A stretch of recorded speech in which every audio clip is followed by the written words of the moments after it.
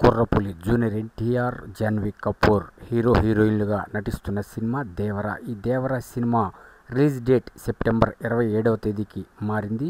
అదేవిధంగా ఈ సినిమాకి డైరెక్టర్ కొరటాల శివ. కాకపోతే కొరటాల శివ మీద కొంత దురభిప్రాయం ఉంది. దాన్ని ఆయన రూపుమాపుకుంటాడు అని ఫ్యాన్స్ కానీ ప్రేక్షకులు కానీ ఆశించారు. అదేవిధంగా రిలీజ్ చేసిన టీజర్లు, పాటలు చూస్తుంటే ఆ విధంగానే ఉంది. కాకపోతే సాంగ్లో మాత్రం కొద్దిగా ఓవర్ చేశాడు అనిరుద్ధ్ అనేది మాత్రం సర్వత్రా వినిపిస్తున్న టాక్ అనమాట. ఇక సినిమా ముందుకు రావడంతో ఇప్పుడు హడావిడిగా అన్ని కార్యక్రమాలు పూర్తి చేయడానికి రెడీ అయిపోతున్నారు.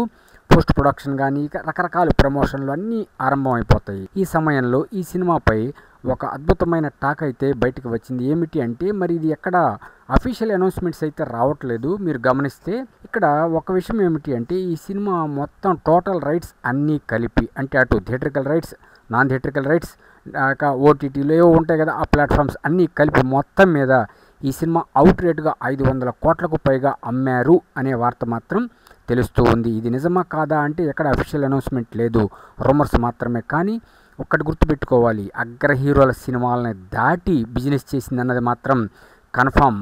ఇంతకుముందు బాహుబలి 1, ఆ తర్వాత RRR, ఇప్పుడు దేవర. ఈ సినిమా 500 కోట్ల బిజినెస్ చేసిందనగానే ఒక్కసారి కంగు తిన్నారు. అటు యంగ్ టైగర్ జూనియర్ ఎన్టీఆర్ ఇప్పుడు పాన్ వరల్డ్ స్టార్గా మారాడు. RRRతో టోటల్గా ఒక్కసారి ప్రేక్షకుల హృదయాలని కొల్లగొట్టేశాడు. అదేవిధంగా ఈ సినిమాలో కొరటాల శివ అద్భుతమైన పెర్ఫార్మెన్స్ని రాబట్టుకున్నట్ట. ఇక బాలీవుడ్ హీరోయిన్ జాన్వీ కపూర్ టోటల్గా పాన్ వరల్డ్ మూవీగా మన ముందుకు రాబోతుంది. నిర్మించింది కూడా సొంత అన్నయ్య కళ్యాణ్ రామ్. బడ్జెట్కి ఎక్కడా వెనుకాడలేదు. టోటల్గా ఇప్పటికే 100 కోట్ల లాభాలని మూటగట్టేసి ఇచ్చింది ఈ సినిమా అని మాత్రం తెలుస్తూ ఉంది.